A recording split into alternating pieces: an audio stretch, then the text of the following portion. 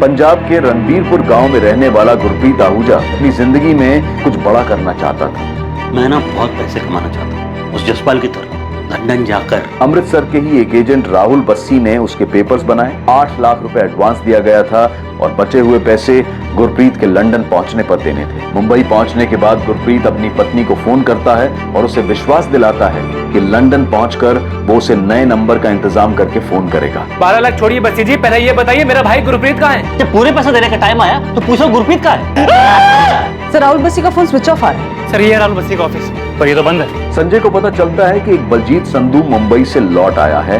हालत देख इसकी, पुत्र मार खा के आया है। तीसरे यात्री समर विर्क के साथ भी ऐसा ही हुआ था। तू क्यों वापस आ गया और कहाँ से वापस आया है? ये क्या बताएगा पुत्र, इसको छुड़ाने वास्ते मुझे गड्डी बेचकर 3 लाख जुटाने पड़े। राहुल बस्सी को 10 लाख रुपए दे दी। मुंबई से लंदन की टिकट निकलवाने वाले गुलाम को पुलिस पकड़ लेती है। तब मैं सिर्फ टिकट बुक करता हूँ, वो भी ऑनलाइन। इससे पुलिस को समझ में आता है कि ये कोई बड़ा गिरोह है। क्या ये इलीगल इमिग्रेशन और तस्करी का कोई इंटरनेशनल रैकेट था? गिरोह का सरगना देश के अलग अलग शहरों में फैले अपने काम को रोक देता है। राहुल बस्सी अपने वकील दिलीप प्रधान के जरिए आत्मसमर्पण कर देता है। अब आगे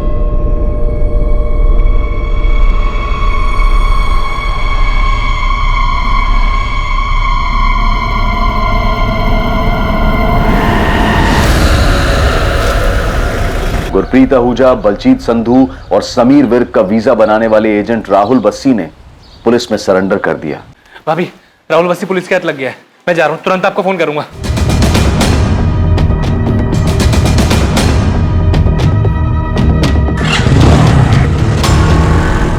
गुरप्रीत आहूजा कहाँ है राहुल बस्सी? मुझे नहीं मालूम। मैं इतना कह सकता हूँ कि या तो वो भाग गया है या फिर उसके छोटे भाई ने उसके साथ कुछ किया है।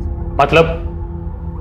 तू ये मत सोचना कि तूने वकील के थ्रू सरेंडर किया है तो तेरी खातिरदारी में हम कोई कसर छोड़ देंगे। आपको जैसी खातिरदारी करना है करिए सर। मैं तो आपको सामने से यही बताने आया था कि जैसे बलजीत और समर को छोड़ा गया था वैसे गुरप्रीत को भी छोड़ दिया। बलजीत और समर को पैसे लेने के बाद छोड़ा था, गुरप्रीत को ऐसे ही छोड़ दिया? सर मुझे यही बताया गया कि गुरप्रीत पैसे देने को तैयार नहीं, इसलिए उसे छोड़ दिया। किसने बताया था? इन तीनों को मुंबई रिसीव करने कौन आया था? रखा कहाँ था इन तीनों को? सर मुझे ये सब नहीं पता सर मेरा काम है वीजा और पासपोर्ट बनाना और मैंने वही किया सर। मुंबई ये अपने खर्चे से जाते हैं और मुंबई के आगे की पार्टी ने आके लंदन भेजती है। लंदन? वीजा फेक, सब कुछ फेक। वो चल क्या रहा था ये राहुल? सर 28 तारीख को बलजीत और समर को छोड़ने के बाद मुझे यही बताया गया था कि गुरप्रीत पैसा देना नहीं चाहता है, क्या वो अपने भाई से बात करना चाहता है ना बीवी से, इसलिए तो छोड़ दिया था। बात कर, बोल अपने घर वालों को कि जान बचानी है ना तो 12 लाख रुपए दे, वरना ना यहीं सड़ेगा तू। नहीं बात करूंगा। जब तक मैं लंदन नहीं पहुंच जाता एक फुटी कौड़ी नहीं मिलेगी तुम लोगों को। लंदन तू तब पहुंचेगा जब हमारे हाथ में पूरे पैसे मिलेंगे, पूरे 12 लाख, समझा? वो पैसे मेरे खेत बेच के, मेरे बीवी बच्चे, मेरे भाई के सपने बेच के मैंने वो पैसे इकट्ठा किए।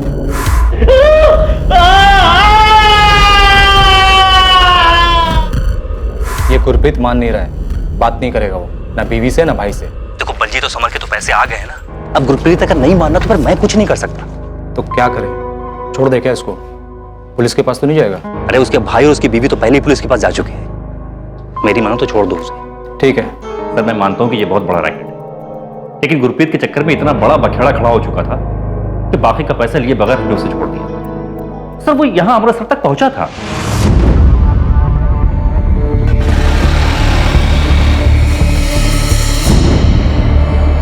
सर आप इस संजय से पूछे ना कि इसने अपने बड़े भाई के साथ क्या किया। सर आप खुद सुन, संजय बलजीत और समर तक तो पहुंच जाते, लेकिन उसका अपना भाई गुरप्रीत जो कि अमृतसर तक पहुंच चुका था उस तक नहीं पहुंचा। कैसे? भैया अमृतसर वापस आए थे तो फिर घर क्यों नहीं पहुंचे? ये तो तुम बताओगे संजय। हमें तो ये पता चला है कि तुम्हें कोई फोन आया था ये इन्फॉर्म करने के लिए कि तुम्हारे भाई को ट्रेन में बिठा रहे हैं, वापस भेज रहे हैं। सर राहुल बस्सी ने 12 लाख मांगे, ये मैंने आपको पहले भी बताया था। हम वो पूछ ही नहीं रहे हैं संजय। तुम सिर्फ ये बताओ क्या तुम्हें कोई फोन आया था ये बताने के लिए कि तुम्हारे भाई गुरप्रीत को अमृतसर की ट्रेन में बिठा दिया? फिर भाई से बात कराओ मेरी। कहाँ है वो? मैं छोड़ूंगा नहीं किसी को। वापस भेज रहे उसको, समझाना। और सुन, चाहने के बाद कुछ भी नाटक किया ना तो एक बात याद रख, तेरे और तेरे फैमिली को ना बहुत महंगा पड़ेगा। इसी शर्त पे वापस भेज रहे हैं कि जो भी हुआ अपने दिमाग से निकाल दे वो। इसमें ही तेरे और तेरी फैमिली की भलाई है। हाँ साहब, एक फोन आया था, बड़ी अजीब सी आवाज थी। मुझे लगा राहुल बस्सी पैसों के लिए हमारे साथ कोई खेल खेल रहा है। पर साहब, जिसका भी फोन था, ना तो उसने किसी ट्रेन का जिक्र किया और ना ही भैया को अमृतसर भेजने के बारे में बात की। यानी कॉल आया था तो तुमने हमें बताया क्यों नहीं? ये बात हमें राहुल बस्सी से क्यों पता चली? साहब, आप कहाँ चोर उचक्के फरेबी की बातों पर भरोसा कर रहे हैं? मैं यहाँ आया ये सोचकर कि अगर राहुल बस्सी कुछ नहीं बोलेगा तो आप उसको तोड़ेंगे, मेरे भाई के बारे में कुछ तो पता लगाएंगे। पर आप तो उल्टा मुझे से सवाल कर रहे हैं। साहब, अगर मेरा भाई वापस आ गया होता तो क्या मैं यूं पुलिस स्टेशन के चक्कर लगाता रहता?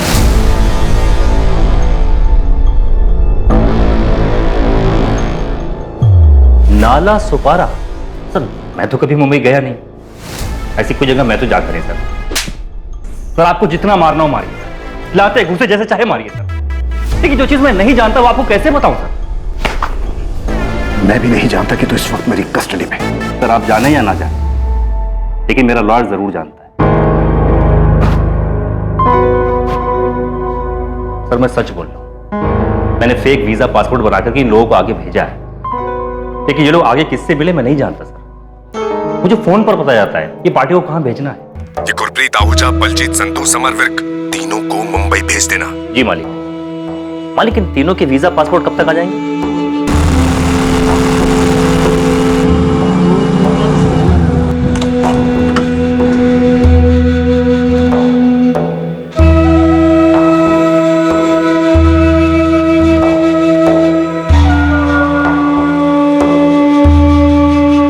सर वीजा और पासपोर्ट की डिलीवरी देने वाला हर बार नया होता और हमारा यही कोड कि कभी नाम मत पूछो, कभी नहीं। पैसों की डिलीवरी का भी यही सिस्टम है सर। मेरा कमीशन होता है 20%, बाकी का 80% हमें आगे भेजना होता है। पैसों की डिलीवरी कब देनी है यह हमें मालिक फोन करके बताता है। तो ये सारा काम हाईवे वाले ढाबे पर होता है, गुड्डू द ढाबा।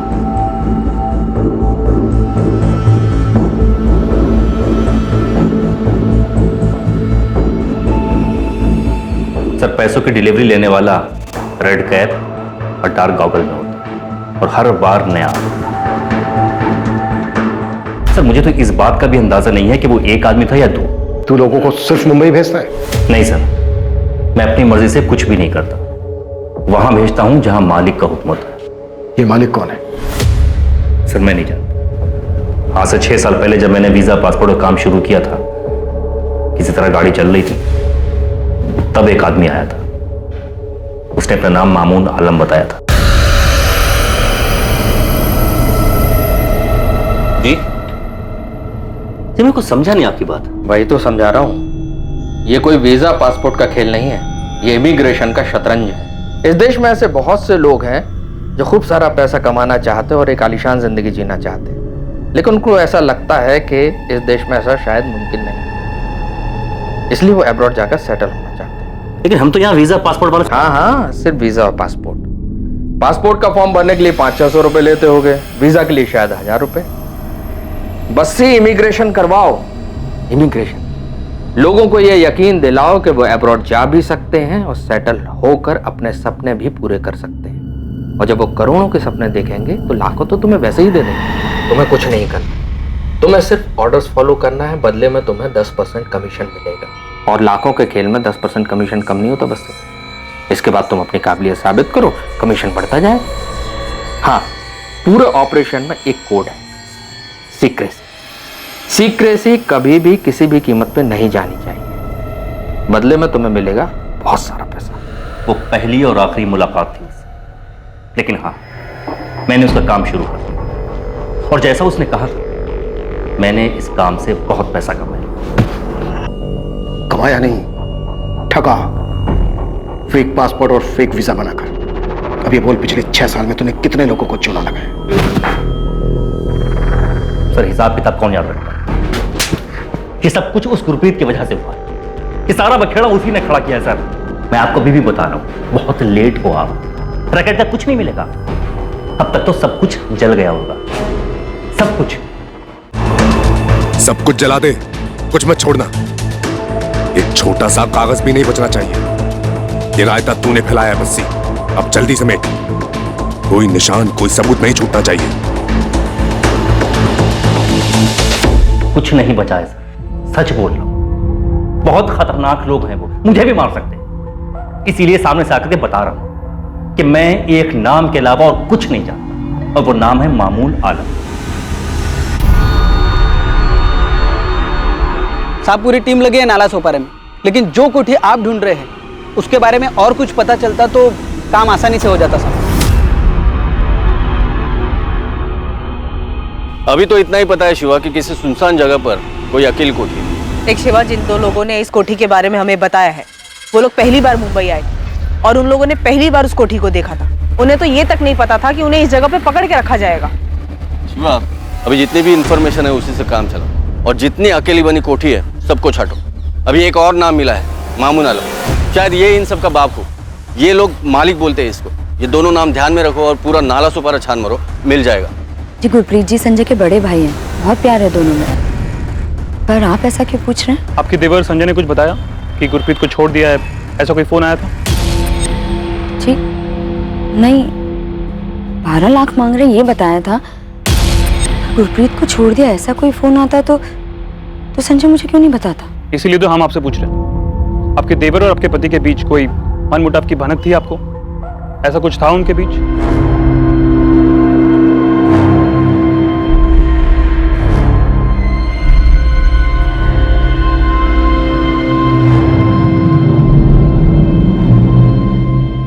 आपके द्वारा डायल किया हुआ नंबर अभी बंद है। संजय का फोन क्यों नहीं लग रहा? मम्मी, पुलिस वाला अंकल ने क्या बताया? पापा आए थे तो वो यहाँ पर क्यों नहीं आए? पता नहीं बेटा क्या हो रहा है। क्या सच में गुरप्रीत आहूजा को अपराधियों ने छोड़ दिया था?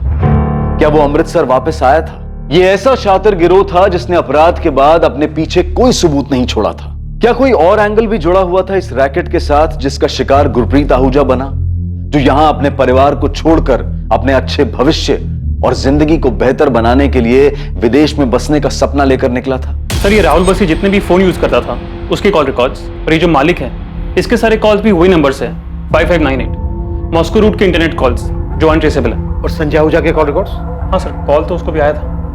यही नंबर है सर, 5598। अगर उन्होंने गुरप्रीत को भी छोड़ दिया था तो फिर वो वापस क्यों नहीं लौटा?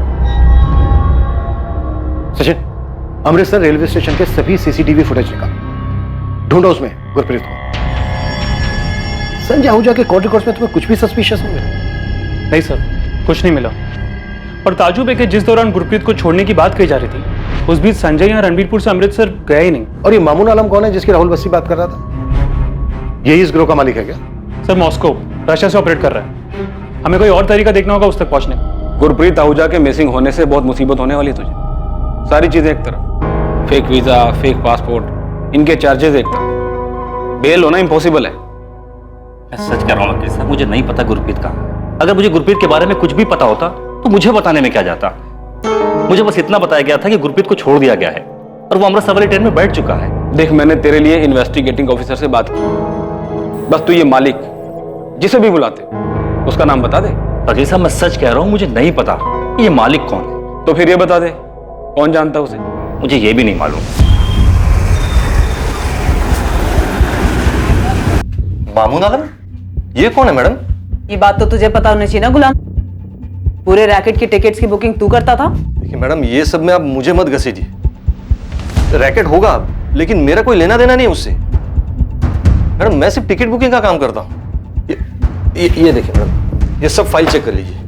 ये लीजिए, सब फाइल देखिए मैडम, व्हाइट का मनी है सब। टैक्स पे करता हूँ मैं। देखिए मैडम, अगर किसी केस में आपको मेरी हेल्प चाहिए तो आप मेरे को बोलिए ना, मैं हेल्प करने के लिए तैयार हूँ। तो फिर कर हेल्प। बता मालिक कौन है? गुरप्रीत, समर और बलजीत, इन तीनों से मुंबई में कौन मिला था और इन तीनों को नाला सपारा में कहाँ रखा गया था? मैडम, जिन 3 लोगों की आप बात कर रही है मैं कभी उनसे मिला भी नहीं हूँ। मुझे नहीं पता उनको कौन लेकर गया, कहाँ रखा। मैडम, राहुल बस्सी को भी मैं इसलिए जानता हूँ क्योंकि वो मुझसे टिकट बुक करवाता है। आप चेक कर लीजिए सब मैडम। मामून आलम का तो नाम भी नहीं सुना मैंने कभी। और ये मालिक कौन है मुझे नहीं पता। मामून आलम? हाँ जानता हूँ, सुना इसके बारे में। ये मामून आलम ने यहाँ एक कोठी उठाया भाड़े पर। कहा श्रीधर? हम ये कोठी और मामून आलम दोनों को ढूंढ रहे हैं। वो राजोड़ी भी जाने वाला रास्ता है ना, हाँ। उधर ही पे। ये कुछ अफजल काड़ेकर नाम है ओनर का। अफजल काड़ेकर? जरा नंबर देना इस अफजल काड़ेकर का। सर एक कोठी मिली है, शायद ये वही है। और मामून आलम का भी पता चला है सर, कोठी उसी ने रेंट पे ली है। और ये कोठी का ओनर कोई अफजल काडेकर है। सब लोग वहीं जा रहे हैं। अफजल काडेकर के पास मामून आलम की डिटेल तो होगी। ये मामून आलम ही मालिक है या फिर ये जानता है कि मालिक कौन है? अगर मामून आलम मालिक नहीं है तो यही हमें मालिक तक पहुंचाएगा। हम यहाँ पर बलजीत और समर से उन लोगों के स्केचेस बनवा रहे हैं जिनसे वो मुंबई में मिले थे। कुछ याद नहीं है सर, बहुत मारा था उन लोगों ने, डर से सब कुछ भूल चुका हूँ। सर अगर मैं बताने की कोशिश भी करूं तो पता नहीं कितना सही होगा। समर, बलजीत, जो बता सकते हो बताओ। तुम्हारी किस्मत अच्छी थी। और गुरप्रीत के बारे में सोचो, उसकी वाइफ, उसके छोटे बच्चों का सोचो। संजय तुमने मुझे बताया क्यों नहीं? आप भी मुझ पर शक कर रहे हैं भाभी? तो क्यों नहीं बताया कि उनका फोन आया था कि गुरप्रीत जी को छोड़ दिया है? भाभी मैं खुद बहुत परेशान था, बलजीत और समर को ढूंढने में लगा हुआ था। मैं जानता था भाभी कि वो लोग झूठ बोल रहे हैं। अगर उन्होंने सच में भैया को छोड़ा होता तो यहाँ नहीं आते। भाभी आपको बताना मेरे दिमाग से निकल गया, कैसे निकल गया मैं खुद नहीं जानता। भाभी ये राहुल बस्सी की कोई चाल है। कल पुलिस भी सारा दिन यही सवाल पूछ रही थी मुझसे कि 12 लाख रुपए के लिए मैंने अपने भाई को कैसे मारा है। अभी पुलिस का तो काम है शक करना, कम से कम आप तो मुझ पर शक मत कीजिए। भैया के लिए मैंने अपने हिस्से के खेत बेच दिए थे भाभी। अगर मुझे सच में पता होता कि भैया वापस आ रहे हैं तो क्या मैं आपको नहीं बताता?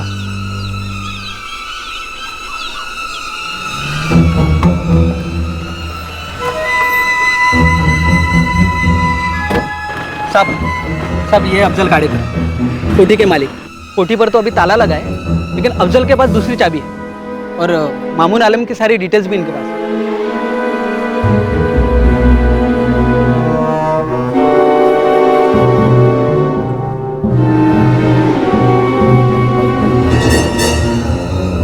बलजीत, समर, देखो यही वो मुंबई वाली कोठी।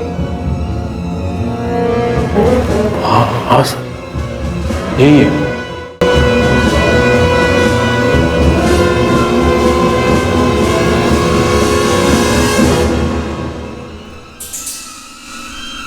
वो कोठी मिल गई है सर, मुंबई के पास नाला सोपारा एरिया में। और मामून आलम तक भी हम जल्दी पहुंच जाएंगे। सर अब तक के हिसाब से यही लग रहा है कि मामून आलम ही इस रैकेट का बॉस है। और अगर हमारा अंदाजा गलत भी है तो उसके जरिए हम उस मालिक तक पहुंच सकते हैं। गुरप्रीत आहूजा की कोई लीड? सर राहुल बस्सी के हिसाब से गुरप्रीत को छोड़ दिया गया था, लेकिन गुरप्रीत अपने घर नहीं पहुंचा। हम गुरप्रीत के भाई संजय आहूजा पर भी डाउट कर रहे हैं। इमीडिएटली पूरे पंजाब में एक प्रेस स्टेटमेंट इशू करो, सारे पेपर्स में ये होना चाहिए। साथ ही बाकी के स्टेट्स को इस fake passport visa immigration racket के बारे में।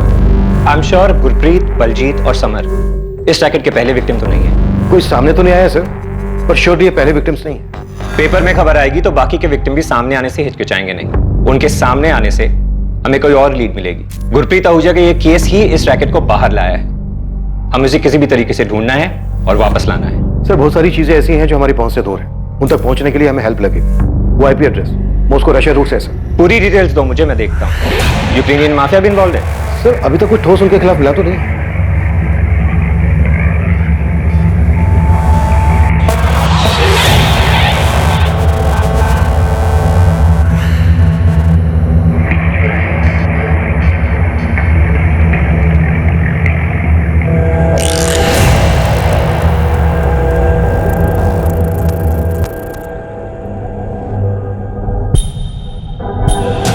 पंकज लोकल पुलिस स्टेशन का कॉल कर, उनकी एक टीम चाहिए मुझे। हर एक को ना बारीकी से चेक होना चाहिए। सर ये रहा एग्रीमेंट, इसमें मामून आलम का फोटो भी है। ये एग्रीमेंट दिसंबर 2019 तक का है। लेकिन सर मैं सच कहता हूँ, मुझे तो आप लोगों से पता चला यहाँ क्या हो रहा है। लेकिन इस पर जो नंबर है मामून आलम का, वो तो स्विच ऑफ आ रहा है अफजल भाई। हाँ मैंने भी ट्राई किया था, लेकिन फोन बंद है उसका। इसमें उसका मीरा रोड वाला एड्रेस भी है, आप वहां से पता कर सकते हैं। उसने ये कोठी भाड़े पर क्यों लिया था? पता नहीं क्यों, लेकिन सर महीने का 1.5 लाख रुपए किराया दे रहा था वो, इसलिए पूछा नहीं। गोविंद सर, बलजीत और समर ने भी कंफर्म किया कि उन दोनों को यही रखा गया था। ठीक है, यहाँ के सर्च के बाद मामून आलम को उठा दे, बस वो पहले ही भागा ना हो।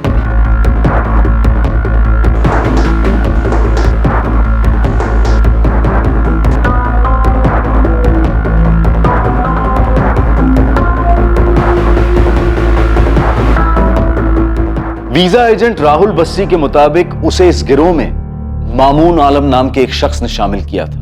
मामून आलम नाम का एक शख्स था भी और अब इन्वेस्टिगेटिंग टीम को उसका एक एड्रेस मिला था। पर क्या मामून आलम ही इस गिरोह का वो मालिक था जिसकी बात राहुल बस्सी कर रहा था? क्या मामून आलम तक पहुंचकर पुलिस गुरप्रीत आहूजा का पता लगा पाएगी?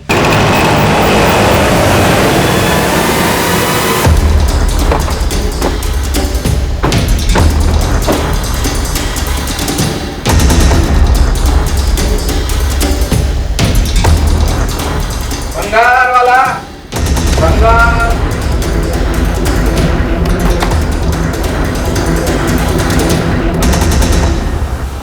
जी क्राइम ब्रांच। मामून आलम का है जी, वो तो घर पर है। पर आप लोग उन्हें क्यों ढूंढ रहे हैं? बात करनी है।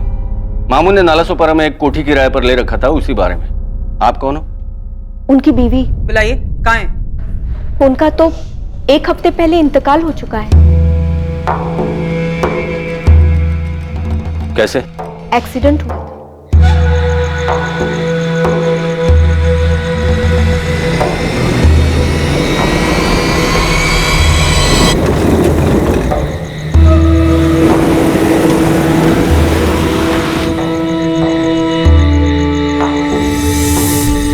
खाना खाकर टहलने निकले थे, फिर खबर आई कि कार से एक्सीडेंट हुआ है। क्या काम करते थे मामून आलम? वीजा, पासपोर्ट वगैरह लोगों को हज पर भी भिजवाते थे। सही है, शिवा ने पता किया। मामून आलम 1 हफ्ते पहले सच में एक्सीडेंट में मारा गया था।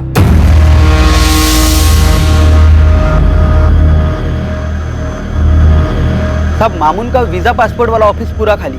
मामून का मरना कोई एक्सीडेंट तो नहीं हो सकता है शिवा।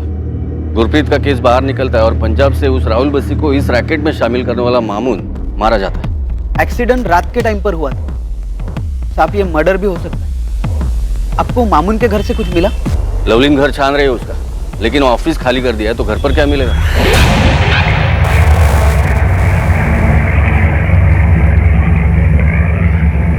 साहब, मामून मालिक ना भी हो तो भी इस रैकेट में कोई बड़ी पोजीशन देख रहा है। बंदा खुद 1 BHK में रहता है और नालासोपारा में 1.5 लाख की कोठी किराए पर ले रखी है। पता कर शिवा, इसके आगे पीछे की गाड़ी कौन है, जल्दी बता। शिवाना, क्या तुम जानती हो तुम्हारा पति फेक वीजा, किडनैपिंग और इलीगल इमिग्रेशन का काम कर रहा था? मैडम, आप ये क्या कह रही हैं? मुझे उनके काम के बारे में कुछ नहीं पता। वो तो हम पता कर ही लें। चलो। Madam, 1 second. एक सूटकेस है, ये अपने ऑफिस से लाए थे एक्सीडेंट के 1 दिन पहले। कहाँ है वो सूटकेस? आइए।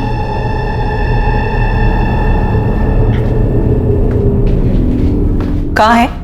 जीप इसके पीछे। ये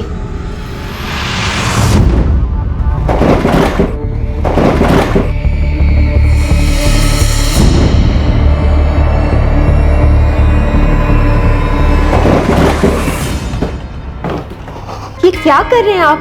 क्या है इस बैग में? पैसे? उससे भी कहीं ज्यादा कीमती है। ये समझ लो मेरी जिंदगी और मौत बंद है इसमें। ये क्या बोल रहे हैं आप? एक चीज का ध्यान रखना, इसके बारे में कभी किसी से कोई जिक्र नहीं करना, चाहे कोई भी हो। चाबियां इनके पास ही होती थी। शबाना, जब मामू ने इसे रखा था तब किसी के बारे में बताया था? किसी गुरप्रीत आहूजा के बारे में? नहीं, इन्होंने ऐसा कुछ नहीं बताया।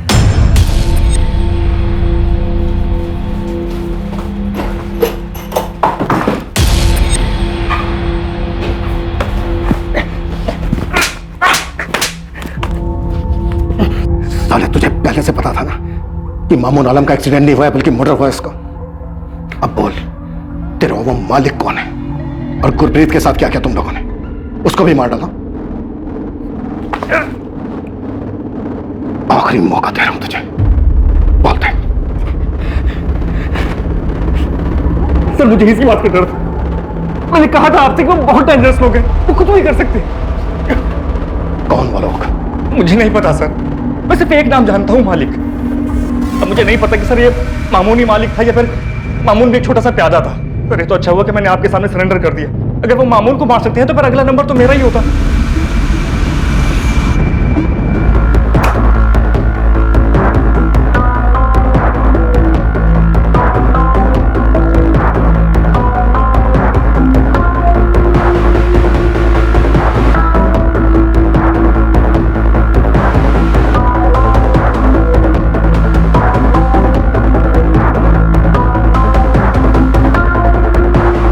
सभी पासपोर्ट फेक हो। वीजा भी लगा है, यूके का है ये भी फेक होगा। 200 पासपोर्ट और वीजा? यस सर, सभी फेक हैं, अलग अलग सिटीज के। सर अगला नंबर इन्हीं लोगों का हो सकता था जिन्हें पासपोर्ट और वीजा भेजना बाकी था। गुरप्रीत के केस ने इनका खेल जो बिगाड़ दिया। सर ये फेक पासपोर्ट और वीजा ये प्रिंट कराने का काम मामून आलम का लगता है। कोई लैपटॉप या कोई और सेटअप मिला? नहीं सर, कागज का एक छोटा सा टुकड़ा तक नहीं मिला। वो सूटकेस भी हमें मामून आलम की बीवी नहीं दिया। ये कोई बड़ा रैकेट है लवलीन, बहुत बड़ा।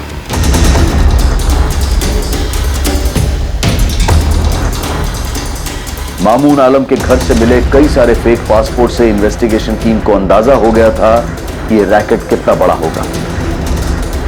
फेक पासपोर्ट से पुलिस को उन कई लोगों का पता चला जिन लोगों ने वीजा एजेंट्स को पैसे दिए थे और वीजा आने पर विदेश जाने के लिए तैयार बैठे थे।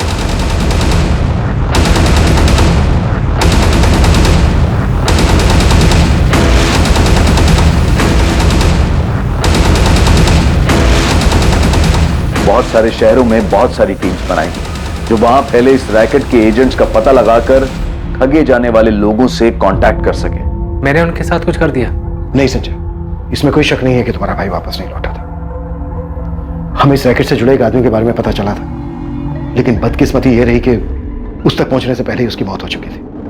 हम पूरी कोशिश कर रहे हैं उन आदमियों तक पहुंचने की जिन्होंने तुम्हारे भाई को पकड़ के रखा था। या फिर क्या साहब? संजय, हमारी पूरी कोशिश है कि कोई और हमें मिले या ना मिले, हम तुम्हारे भाई को ढूंढकर सही सलामत वापस ले आए। मैं खुद मुंबई जा रहा हूं। यह केस अब बहुत बड़ा हो चुका है संजय।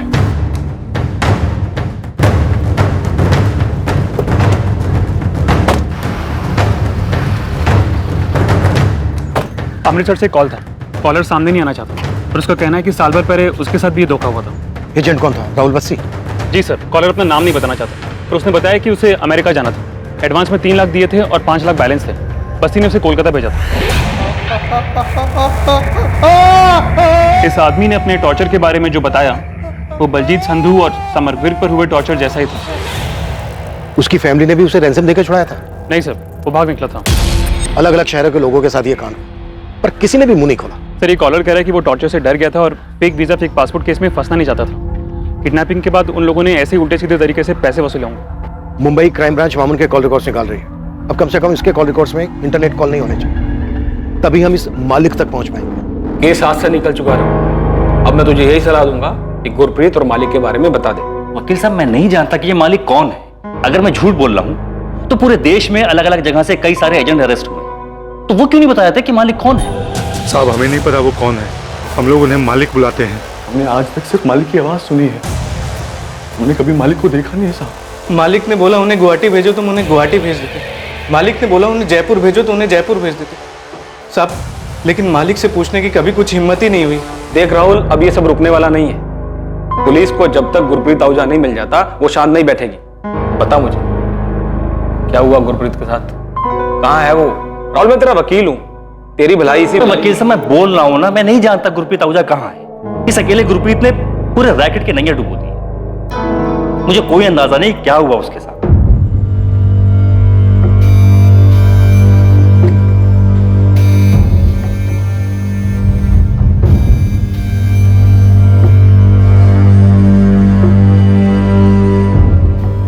गुरप्रीत जी की मुझे लंदन जाने की जिद समझ ही नहीं आई, और अब तो 1 महीना हो गया है संजय। भाभी, आप उम्मीद मत छोड़िए। बच्चे आपका मुंह देखकर आंसू रोके हुए। पुलिस पूरी मुंबई छान रही है भैया को ढूंढने के लिए,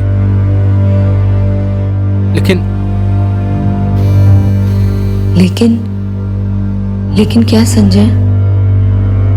भाभी, पुलिस ने कई लोगों को गिरफ्तार किया, पर उनमें से किसी को नहीं मालूम कि मुंबई में भैया को किसने पकड़ा था। पुलिस बस एक ही बात कह रही है कि ये बहुत बड़ा रैकेट है और वो लोग किसी को विदेश नहीं भेजते हैं, बल्कि उन्हें पकड़कर छुड़ाने के लिए उनके परिवार वालों से पैसा मांगते हैं। तो अगर गुरप्रीत जी को उन्होंने पैसों के लिए पकड़ा है तो हमारे पास फोन क्यों नहीं आया पैसों के लिए? पता नहीं भाभी, पर एक बात सुनने में आ रही है, कितने सालों में हम पहले हैं जो पुलिस के पास गए हैं।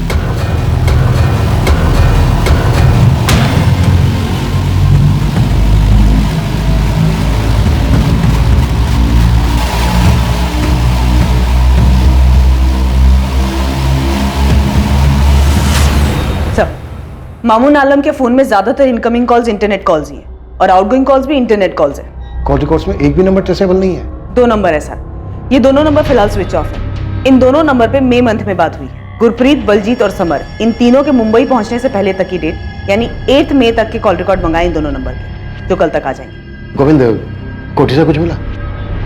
टीम ने हर कोना बहुत बारीकी से चेक किया है अमनदीप, कुछ डाउटफुल नहीं मिला। हर कोना देख लिया, फर्श, दीवारें, और ऐसा भी नहीं लग रहा है कि कहीं कुछ दफन है। गुलाम रवि कुछ नहीं मिला। राहुल बस्सी के बाद बस वो एक है इस रैकेट से जुड़ा हमारे पास। उससे बहुत बार पूछताछ भी हुई। वो सिर्फ टिकटिंग एजेंट है, कुछ लोगों को पीछे भी लगाया था उसके। मुझे शक था कि वो बहुत कुछ दबा कर बैठा है, पर नजर रखने के बाद भी उसके बारे में यही पता चला कि बंदा सालों से ट्रैवल एजेंसी चला रहा है। इलाके में सब जानते हैं उसको, कहीं कुछ लफड़ा नहीं उसके नाम से। कोई सामने ही नहीं आया, इसलिए इतने सालों से ये लोग बेखौफ रैकेट चलाते रहे। मैंने डीजीपी साहब से इंटरपोल से हेल्प लेने के लिए रिक्वेस्ट भी की है, ताकि मॉस्को रशिया रूट वाली आईपी ट्रेस हो सके। पर जरूरी नहीं है कि वो आईपी मॉस्को की हो तो यूजर भी मॉस्को में हो। वो तो यहाँ कुर्ला में बैठकर भी ऑपरेट कर सकता है। तो फिर कैसे पकड़ेंगे मालिक को? कैसे पता चलेगा हमें कि गुरप्रीत कहाँ है, किस हाल में है? तुमने पक्का उस राहुल बस्सी को अच्छे से ठोक बजा कर देखा है? क्या पता इस रैकेट में जो खुद को नौकर बता रहा है वही मालिक हो और हमें नचा रहा हो। सारे तू ही मालिक है ना, जानते हम। चल बोल गुरप्रीत अवजो को कहाँ मारा? नहीं बोलेगा? नहीं बोलेगा? साहब मैं मालिक नहीं हूं, मैं आपसे सच में जानता कि मालिक कौन है। यही थे। हाँ यही थे। इरफान हाशमी है और अयाज शेख। नाम नहीं सुना था साहब। बोल राहुल बसी उर्फ मालिक, मुंबई में इरफान हाशमी, अयाज शेख, यही दोनों तेरे नौकर है ना? आप कोई भी खेल खेल लो, लेकिन सच यही है कि इस पूरे खेल में मैं एक छोटा सा नौकर हूं जो मालिक की बताई हुई जगह पर लोगों को भेजना। तो बलजीत, समर, गुरप्रीत मुंबई में किससे मिले, वो एक थे या दो, उन दोनों में से ही कोई मालिक था, मुझे कुछ नहीं पता। मैं सच कह रहा हूं। इरफान हाशमी, अयाज खान। सर मैंने इन लोगों के नाम तक नहीं सुने, और सब आप लोगों ने भी ना कांस्टेबल भेज कर मेरा नाम भी खराब कर दिया। कभी भी उठाकर आप क्राइम ब्रांच लेकर आते हो, पूरा धंधा चौपट हो गया साहब मेरा। दे गुलाम, सच बता दे, कोई कुछ नहीं करेगा। हमें बस गुरप्रीत और वो मालिक चाहिए। अब मैं कितनी बार आपको बोल चुका हूं, मैं नहीं पहचानता कोई गुरप्रीत आहूजा को। नहीं पता मेरे को इरफान हाशमी कौन है, ये अयाज खान कौन है साहब। और ये बार बार आप जो मालिक का नाम ले रहे हैं, मुझे नहीं पता कौन है वो, इंसान है कुछ और है। अब तक जितने भी फ्रॉड एजेंट्स पकड़े गए, उन लोगों ने जितनों को ठगा, पैसे लिए, उन सब लोगों के पासपोर्ट और वीजा फर्जी है। उन सब की टिकटिंग तुम्हारे यहां से ही हुई है। अब मेरा धंधा है टिकट बुकिंग का। कोई भी मेरे पास आएगा टिकट बुक करने के लिए, मैं टिकट बुक करूंगा ना। मैं एक अफसर थोड़ी हूं कि पूछते रहूंगा उनको, इंक्वायरी करते रहूंगा कि वो असली है या फर्जी है। ये जो इतना बड़ा रैकेट चल रहा है पूरे देश में, ये सबके सब एजेंट तेरे से टिकट्स क्यों करवाते हैं, और वो सारे टिकट्स कैंसिल भी हो जाते हैं? ये फर्जी टिकट के अलावा मैंने बहुत सारी टिकट बुक की, अब चेक कर लीजिए साहब। अब मेरे को एक बात बताइए, ये इतना बड़ा रैकेट है, इतना सालों से चल रहा है, ये आपकी पकड़ में अब आ रहा है। अब मैं तो एक मामूली बुकिंग एजेंट हूं, मुझे कैसे पता चलेगा कोई मेरे से क्यों टिकट बुक करवा रहा है, क्यों कैंसिल करवा रहा है?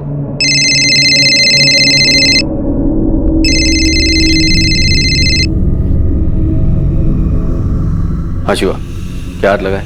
इरफान, तब इरफान हाथ लगा है। यही बड़े मियां नगर में छुप के बैठा है। ये 1 हफ्ते से घर से बाहर नहीं निकला। राणे, बड़े मियां नगर पहुंच जाओ जल्दी।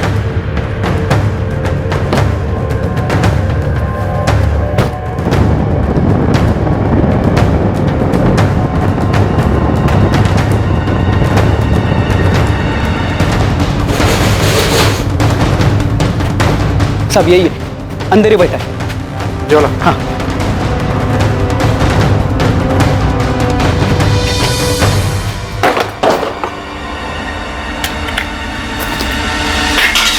गुरप्रीत कहाँ है इरफान? अच्छा वो सब आप लोग आ गए। मामून के एक्सीडेंट के बाद कहीं मेरा एक्सीडेंट ना हो जाए, इस डर से मैं घर से बाहर ही निकल रहा था। गुरप्रीत आहूजा कहाँ है इरफान?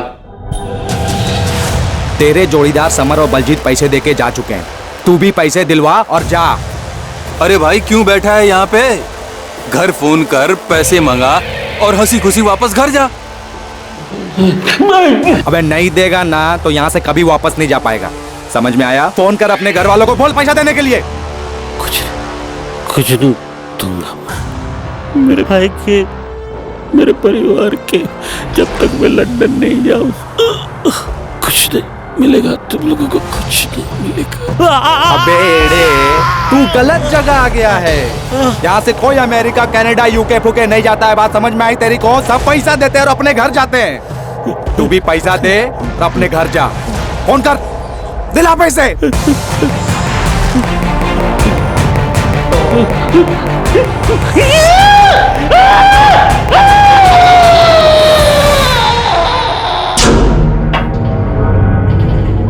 बैल है साला, एकदम ओरिजिनल। एक आखिरी बार पूछते हैं, अगर मना करता है तो उसको छोड़ देते हैं। अबे उसका भाई और उसकी बीवी पहले से पुलिस के पास जा चुके हैं, अभी उसको छोड़ा ना तो इसीलिए तो कह रहे हैं कि छोड़ देते हैं। देख, मामूली आदमी है, आगे नहीं जाएगा, नहीं तो साले हम दोनों को लेने के देने पड़ जाएंगे। चल जा जा अपने घर, उठ। ये तो उठ ही नहीं रहा है। हेलो, अबे इरफान, ये तो मर गया बे। मालिक, बाकी को जितना टॉर्चर किया था इसको भी उतना ही किया था, पर ये साला तो सालों यहाँ वैसे ही पुलिस पीछे पड़ गई है। क्या कर दिया तुम लोगों ने? मालिक मिस्टेक हो गया, लगता है थोड़ा ज्यादा टॉर्चर हो गया। मुझे नहीं पता, अब ठिकाने लगाओ और बंद करो वहां का ऑपरेशन। तुरंत सब कुछ गायब कर दो, किसी को कुछ पता नहीं चलना चाहिए। हाँ हाँ, ठीक है मालिक। अब क्या करें?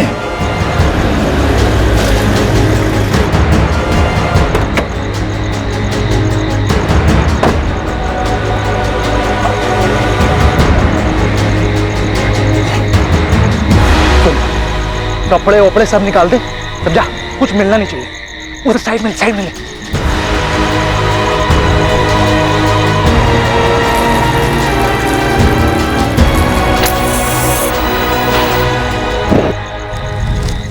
हम तब तक खड़े रहे वहां जब तक पूरी बॉडी जल नहीं गई। कहाँ जलाई बॉडी? मनोर के जंगलों में।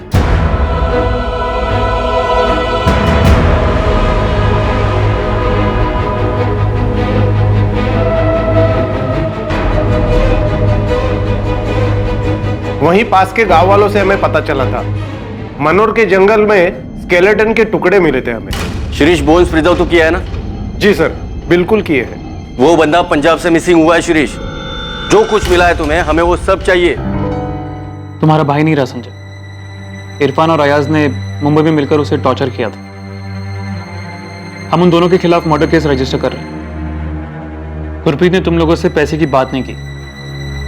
गुरप्रीत का कहना था कि वो पैसे उसके नहीं, तुम्हारे हैं।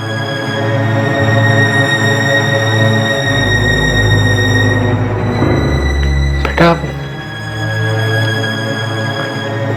पापा यहाँ वापस आए नहीं थे। मुंबई में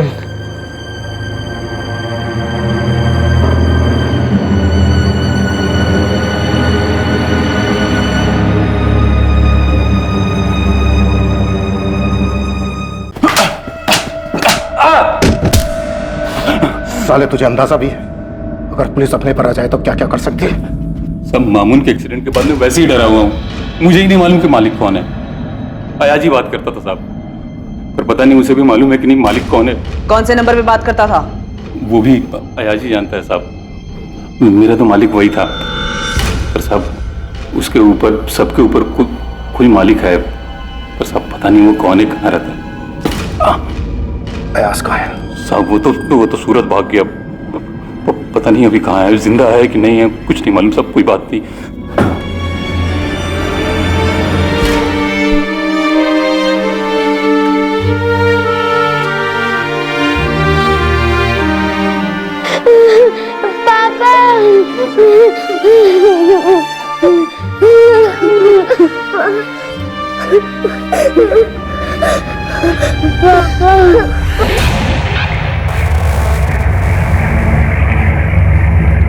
दो दिन की तलाश के बाद पुलिस ने अयाज खान को सूरत से ढूंढ निकाला और वो अब पुलिस की गिरफ्त में था।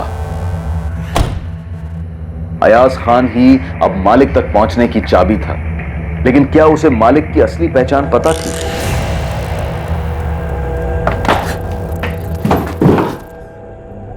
मैंने अरस नहीं दिखाया था तो मुंबई ट्रांजिट का सवाल ही नहीं।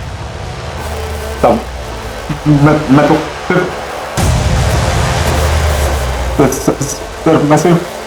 मैं सिर्फ क्या जल्दी बोल, टाइम नहीं है मेरे पास। गुलाम वही मालिक है, ये पूरा रैकेट वही चलाता है सर। वो खाली टिकट नहीं बेचता है, वो ये सबकी सेटिंग वही करता है।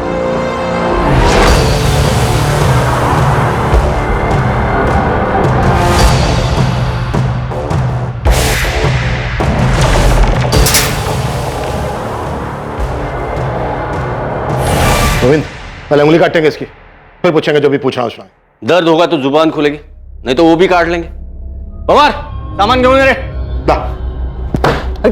अरे सब सब सब अब पूछे ना जो पूछना है। मालिक तो ये है। हाँ साहब, मैं ही हूँ मालिक। सब वो गलती हो गई, हाइया से गलती हो गई साहब, वरना आज तक किसी की जान नहीं गई। तेरी जान भी नहीं जाएगी। अमनदीप, शुरू करें? हाँ। सब मैं सब सच बताता हूँ ना साहब, सब बताता हूँ साहब। देखिए साहब, हमारा किसी को मारने का इरादा नहीं था साहब, हमें सिर्फ पैसों से मतलब था। ये लोगों ने बहुत पैसे कमा के दिए हैं साहब, मैंने बहुत पैसे बनाए साहब, करोड़ों। कहाँ रखा है? अलीबाग में एक बंगला है, बेनामी प्रॉपर्टीज, गाड़ियां, बहुत सारा कैश भी है। आपको क्या चाहिए साहब? उन सब के रिकॉर्ड्स जिन जिनको अब तक ठगा गया। इतने रिकॉर्ड्स तो नहीं है साहब। कब से चल रहा था ये सब? 10-11 साल हो गए साहब, लेकिन आज तक किसी को खबर नहीं हुई, सब सही सलामत घर पहुंच गए। अब ये पहली बार है कि गुरप्रीत आहूजा को अपनी जान गंवानी पड़ी सर। सिमरन जी, डीएनए रिपोर्ट आई है, आपके पति की अस्थियां आपको मिल जाएंगी।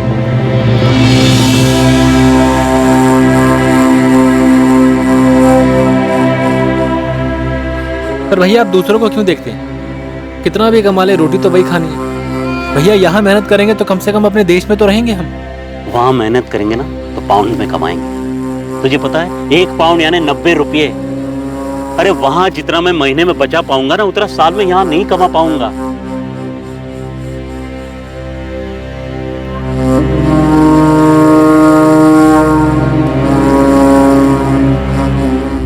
आरोपियों पर आईपीसी की धारा 302 हत्या के लिए, धारा 342 गलत तरीके से बंधक बनाकर रखने के लिए और धारा 406 विश्वास का आपराधिक हनन करने के चार्जेस लगे हैं। गुरप्रीत आहूजा का इस तरह अपनी जान गंवा देना बेहद अफसोसजनक है। डॉक्यूमेंट्स बनाने और बनवाने के लिए बहुत सारे सही माध्यम मौजूद हैं, खासकर यात्रा से जुड़े डॉक्यूमेंट्स जैसे कि पासपोर्ट और वीजा के लिए। उन फर्जी एजेंट्स के जाल में बिल्कुल ना फंसे जो पैसा कमाने के लिए भोले भाले और कमजोर लोगों को अपना निशाना बनाने के लिए बैठे रहते हैं। विदेश की नौकरी और इससे जुड़े परमिट के मामलों में बेहद सतर्क रहने की जरूरत है। एजेंट के रूप में शिकारी ऐसे लोगों पर झपटने के इंतजार में हर कोने में मौजूद हैं जो उनकी लुभावनी बातों में आ जाएं। हर डॉक्यूमेंट की बारीकी से जांच करें और अगर कोई शक हो या कोई बात समझ में ना आए तो अपने किसी भरोसेमंद या किसी करीबी व्यक्ति की मदद लेने से बिल्कुल ना हिचकिचाएं। कभी भी ऐसे लोगों के जाल में ना फंसें जो आपको एक जगह तक ले जाकर अपनी मंजिल तक पहुंचने के लिए किसी दूसरे के हवाले करने की बात करें। आमतौर पर तस्करी, ठगी और लोगों को फंसाने के ये कारगर तरीके होते हैं। सबसे जरूरी बात यह है कि जब दूसरी तरफ लालच हो, सब कुछ बहुत अच्छा दिखाई दे, एक अच्छे और बेहतर जीवन जीने की बात हो तो तुरंत उस तरफ दौड़कर जाना समझदारी नहीं है, बल्कि ऐसे में बहुत ही सतर्क होकर कदम बढ़ाने की जरूरत है। अब मैं अनूप सोनी आपसे विदा लेता हूं। कल रात 11 बजे आपसे फिर मुलाकात होगी एक और नए केस के साथ। और याद रखें, क्राइम और आपके बीच में सिर्फ इतना फर्क है कि आप कितने सतर्क हैं। सतर्क रहें, सुरक्षित रहें। जय हिंद।